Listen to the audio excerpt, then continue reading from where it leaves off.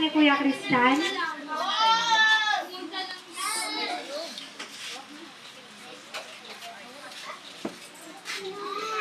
Lagay mo yan yan. Let's pray tayo. Yun natin ating mga ulo, tapos pigit natin ating mga mata.